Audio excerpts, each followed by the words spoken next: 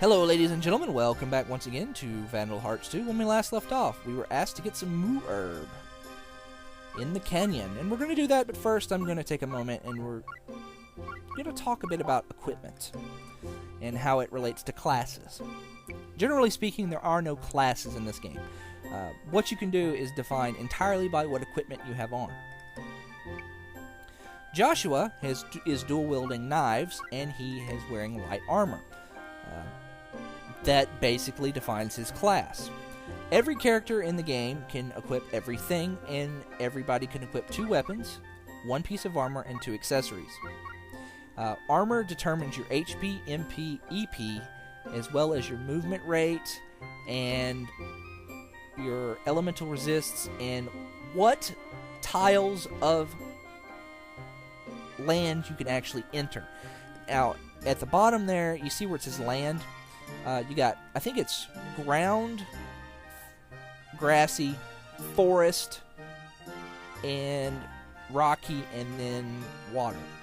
If there's a slash through it, you cannot enter that tile. If there's a number in it other than 0, it takes extra movement points for you to go through that kind of land. So basically, at this particular point, Joshua is my most mobile character. As you can see, Clive actually cannot enter forest tiles. Forest tiles are things like bushes and such like that. Yuri can, but he has a much smaller movement radius. So he would have been an okay choice, but I went with Joshua due to the fact that get the items a little faster. Now, the reason that movement is important is the knives have skills on them called Unlock and Search Mark.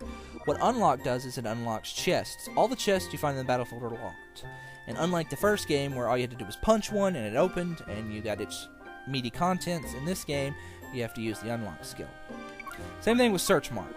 In the first game, if there was an item on the ground and you happened to stumble on it, you just got lucky and picked it up. Well, in this game, you have to have Search Mark. So you always want somebody with a dagger equipped with Search Mark and Unlock in at least all of the story battles, or anytime you're going back and getting items that you missed. If you can go back and get them, you can't always go back, so you always want somebody with those skills. Thankfully, daggers are not useless weapons, so yeah, there is that. Search Mark there is a passive ability. You can tell an ability is passive by that little symbol next to it.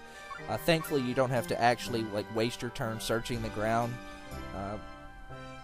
Small favors, I guess. I'd rather that you didn't have to waste a slot for Search Mark at all, but,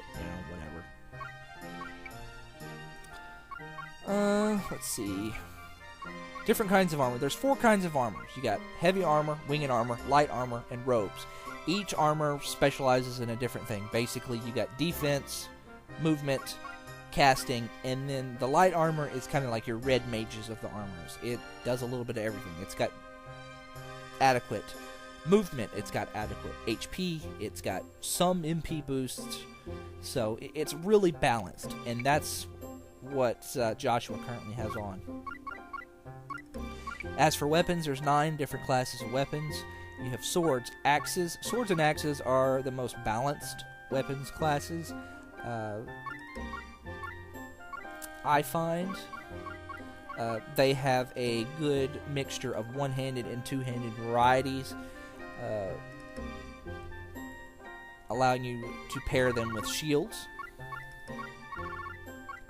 Spears are two-handed weapons. Spears actually can attack from the highest elevation of the melee weapons, and they get a higher bonus to their damage. All weapons in the game get a bonus when you're attacking from higher than somebody, but spears actually get the highest of the melee weapons bonuses and can actually attack from a higher elevation. So that's their main benefit. Throwing weapons and bows are functionally the same thing. The main difference between them are the elements of their skills.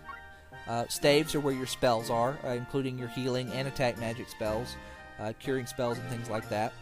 One thing to note about spells is you cannot actually mix opposing elements on the same staff. So if you're going to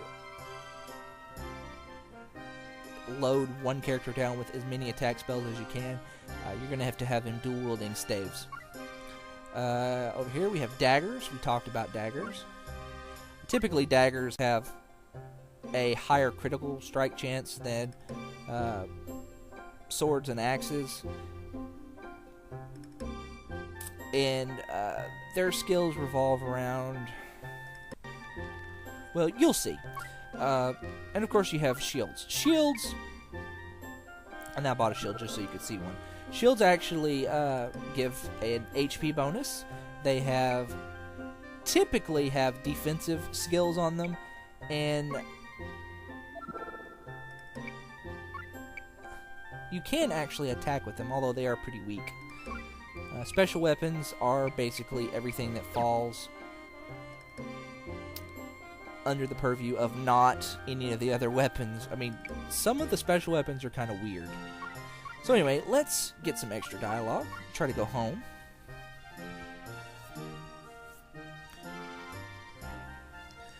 One of the things that they don't really... I'm not sure if they tell you this anywhere, because they don't really have like a hint place you can go to in this game like they did the first game, but the stats in this game are more or less pretty straightforward. The three big ones are: what does agility do, what does dexterity do, and what does luck do. Agility determines who swings first in a round. So you're moving your guy, they're moving their guy. Whoever has the higher agility acts first after the movement phase is over. So theoretically, you can kill somebody before they get their turn off. Dexterity determines your blocking and your hit ratio. The higher your dexterity, the more often you block, and the harder it is for enemies to block your attacks. Luck is your critical strike chance.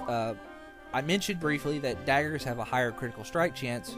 That's because they actually give you a luck bonus when you equip them.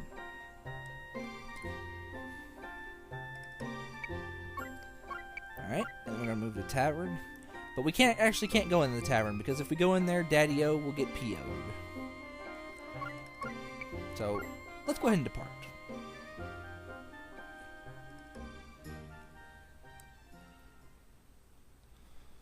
Hopefully that didn't take too long. One difference between this game and the previous game is that you can actually visit old maps and go back to them and instigate a fight. I'm not actually going to do that now. I think I'll have ample opportunity to demonstrate the free battles later. Especially since you actually have to go back through certain maps later in the game to get some of the items that you can't get in the prologue and other chapters and things like that. So,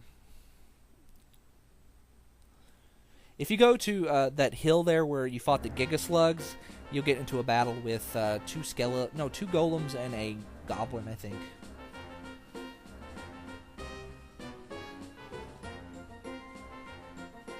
Nothing very tough.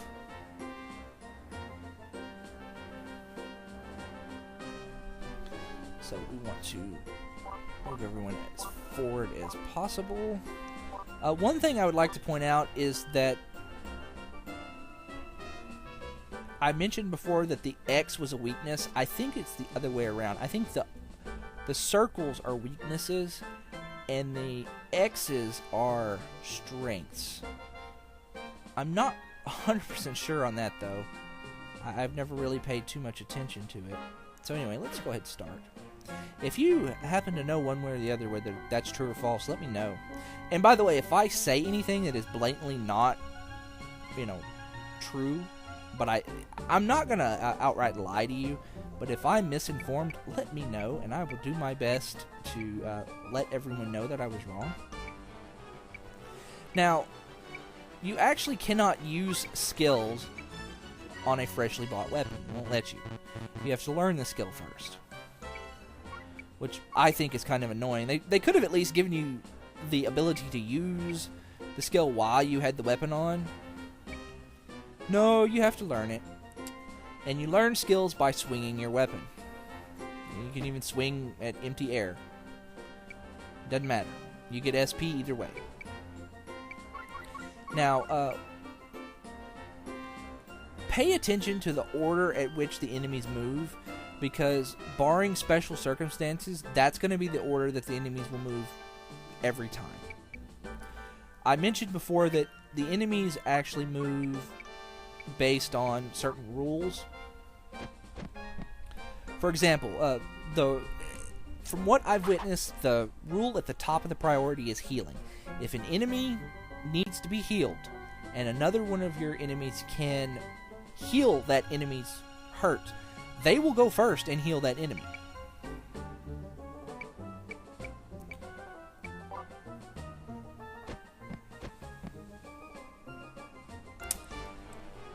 Enemies will also prioritize whatever one of your party members has the least amount of HP. So of these three, they will prioritize killing Yuri.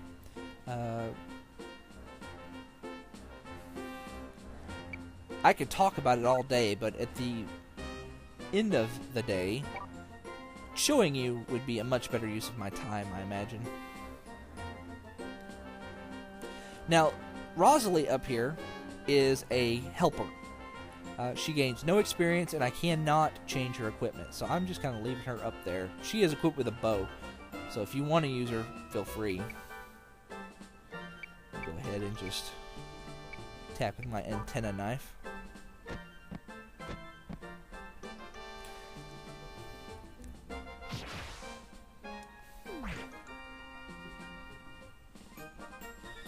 Yeah. Now, level ups actually do not give you more HP or MP, so keep that in mind. They raise your other stats, so they are sort of important, because if you don't level up, if you're too low levels, you'll have a hard time hitting the other enemies, but your HP and MP come entirely from your equipment. So do not skimp on the equips.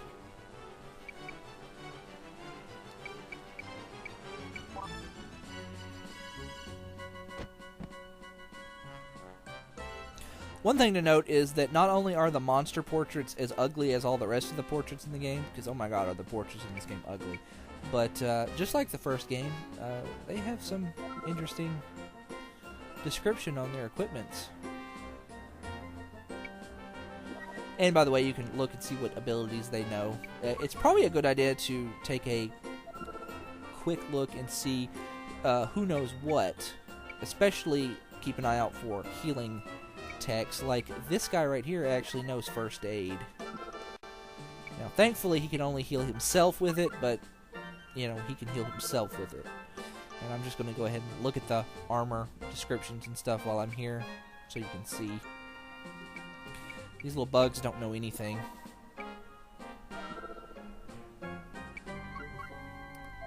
By the way, the enemy names are, I mean, that's Oscar-winning material right there. I mean, come on, Deathbug, Hellplant, Darkbird. Seriously, I could come up with better names than that. It's about as generic as names can get. Okay, so this bird will probably go first.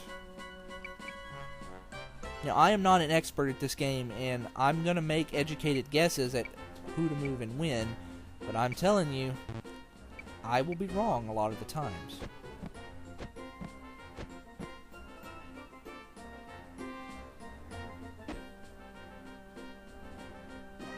Alright, Buster Flare and Healing learned. Alright, so this guy should go next. Now, one of the rules that enemies follow is they will always go the maximum length of their movement if they cannot reach one of your characters. So, when this bug moves, he's going to move here. So, that's what I want to do. I want to move here. Swing my knife here.